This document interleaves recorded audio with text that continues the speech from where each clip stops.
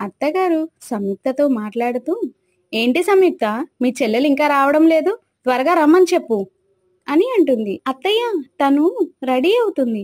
అందుకు అత్తగారు చాలా కోపంగా, అమ్మా, మనం వెళ్తుంది చావుకి, పెళ్లికి కాదు.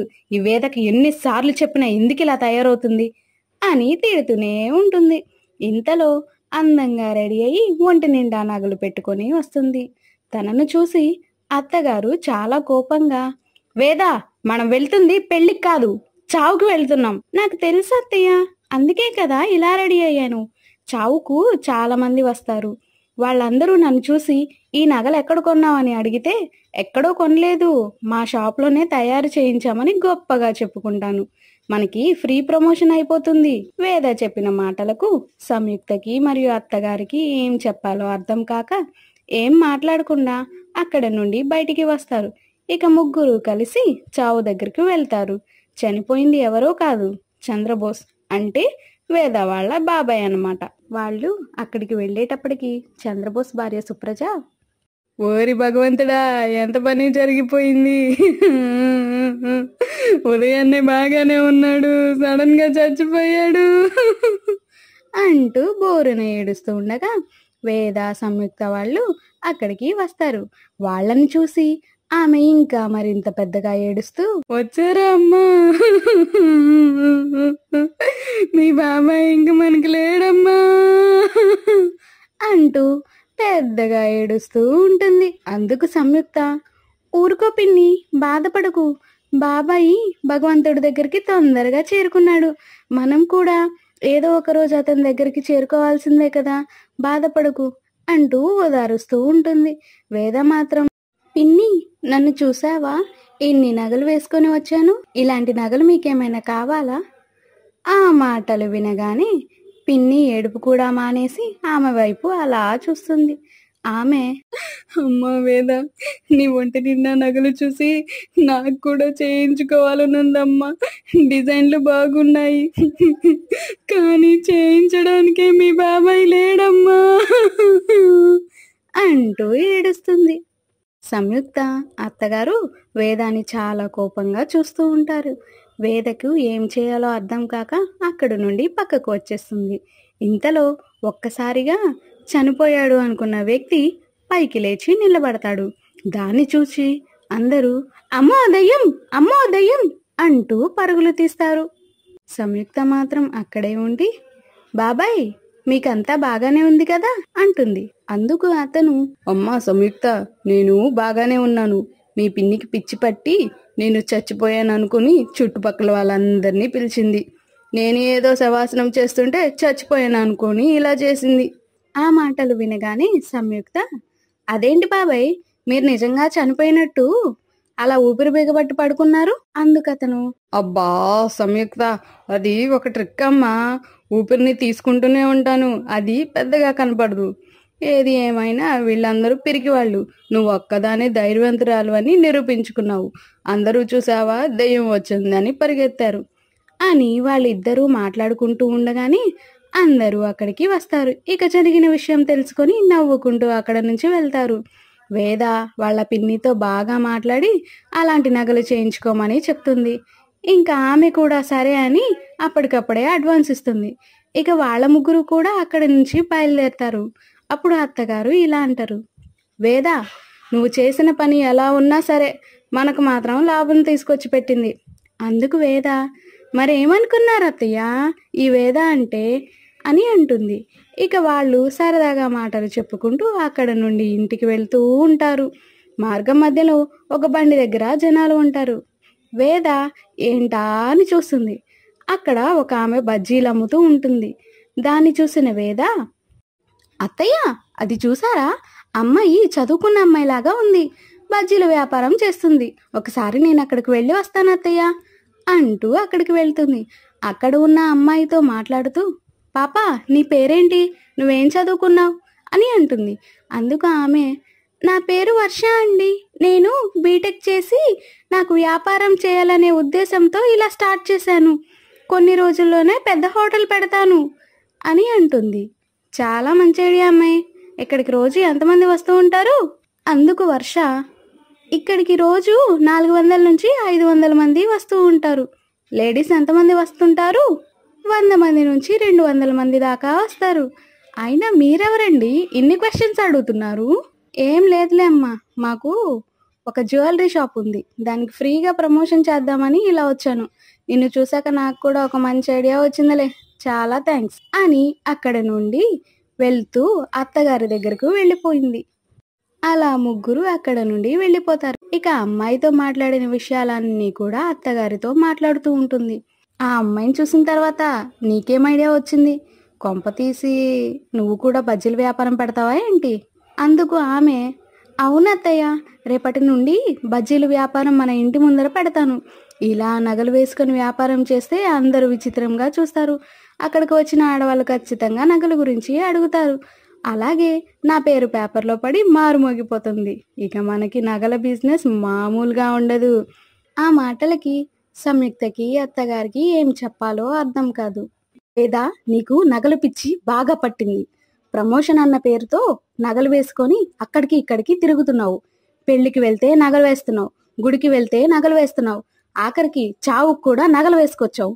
నువ్వు ప్రమోషన్ అన్న పేరుతో నగలు వేసుకొస్తున్నావా లేక నీ నగల పిచ్చితో వేస్తున్నావా? నాకు అర్థం కావట్లేదు. రెండోదే కరెక్ట్.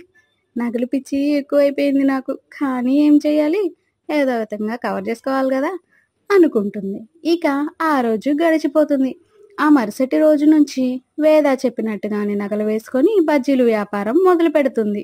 అక్కడికి చాలా మంది బజ్జీలు కొనుక్కోవడానికి వస్తారు. అక్కడికి వచ్చిన ఆడవాళ్ళు కొందరు నగలు చూసి డిజైన్లు చాలా బాగున్నాయి, ఎక్కడ చేయించారేంటి అని వివరాలు కనుక్కొని వెళ్తూ ఉంటారు. అలా వారం రోజులు బజ్జీల వ్యాపారం అయితే చాలా చక్కగా సాగుతూ ఉంటుంది.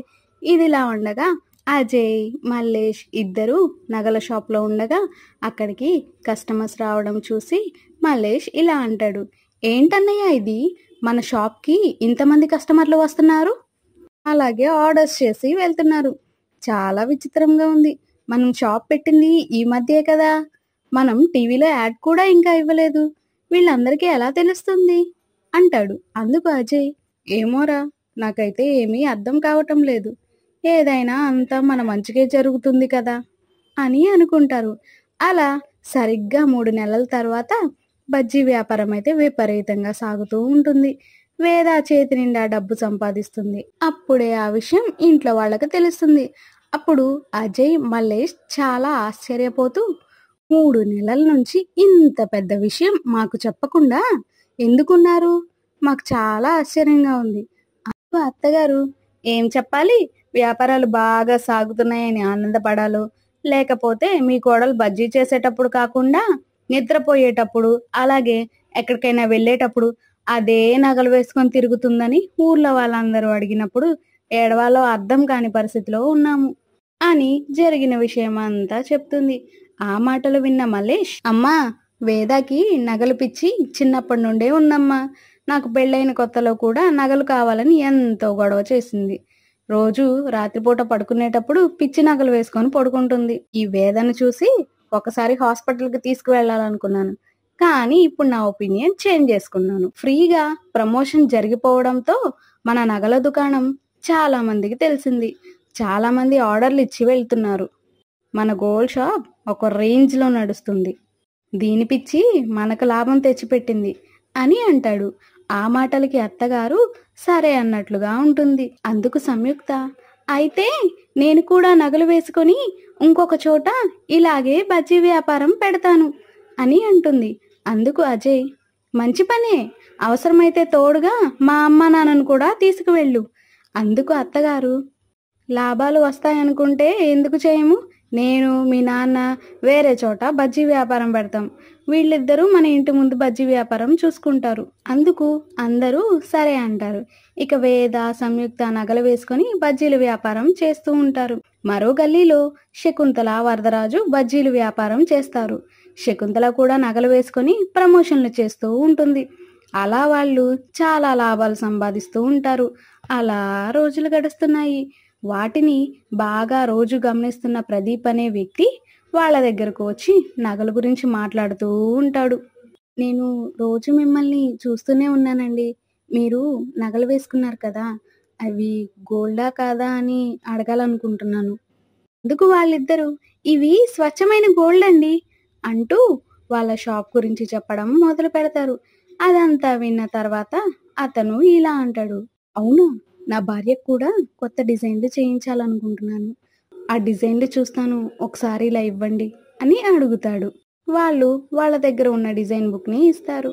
డిజైన్లు ఓకే అండి, మీ దగ్గర ఉంది నిజమైన బంగారమా కాదా అని నేను కూడా ఒకసారి చెక్ చేసుకోవాలి కదా, ఒకసారి వాటిని ఇస్తే నేను చెక్ చేసుకుంటాను. అలాగే మీరు వేసుకున్న డిజైన్లు కూడా చాలా బాగున్నాయి, ఇవి కొత్త డిజైన్లు అనుకుంటా. అవునండి, ఇవి కొత్త డిజైన్స్ అంటూ చాలా ఆశగా ఆ నగలన్నీ కూడా అతనికిస్తారు. ప్రదీప్ వాటిని చెక్ చేస్తున్నట్టు చూస్తూనే వాటిని తీసుకొని పరిగెడతారు. పట్టుకోండి, దొంగ దొంగ అంటూ కేకలు వేస్తారు. ఇంకెక్కడా అతను కారులో ఎక్కి పారిపోతాడు. ఇక వేద, సంయుక్త వాళ్ళు జరిగిన విషయాన్ని వాళ్ళ భర్తలతో చెప్తారు. వాళ్ళు ఇప్పటిదాకా లాభాలు వచ్చాయి, ఇప్పుడు నష్టాలు మొదలయ్యాయి. వాడి మీద కేసు పెట్టడం తప్ప మనం చేసేది ఏమీ లేదు. ప్రమోషన్ని ఇంకొక రకం కూడా చేయొచ్చు. మీరు ఇలాగే చేస్తున్నారు, మేము కూడా సరే అన్నట్టుగా ఉన్నాము. ఇప్పుడు మన కొంపే మునిగిపోయింది. కొన్ని కోట్లు విలువ చేసే నగలు తీసుకుని వెళ్ళిపోయాడు వాడు అని వాళ్ళని తిడతాడు. ఇక వాళ్ళు పోలీస్ కేసు కూడా పెడతారు, కానీ ఎలాంటి ఉపయోగం ఉండదు. ఇక కోడళ్ళు ఏం చేయాలో అర్థం కాగా బజ్జీల వ్యాపారం కూడా మానేసి ఇంట్లోనే ఉంటారు.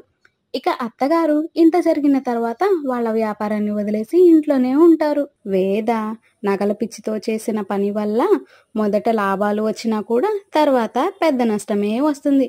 అందుకే ఏదైనా పరిమితి దాటి చేస్తే ఇలాగే ఉంటుంది. ఇలాంటి మంచి మంచి కథల కోసం మన మార్నింగ్ టైమ్ స్టోరీస్ ఛానల్ని సబ్స్క్రైబ్ చేసుకోండి. ఇందులో మీకు ఇష్టమైన క్యారెక్టర్ని అలాగే దాని పేరు ఏంటో కామెంట్ చేయండి. మనం ఇలాగే వీడియోస్ మంచి మంచి వీడియోస్ చేస్తూ ఉంటాము.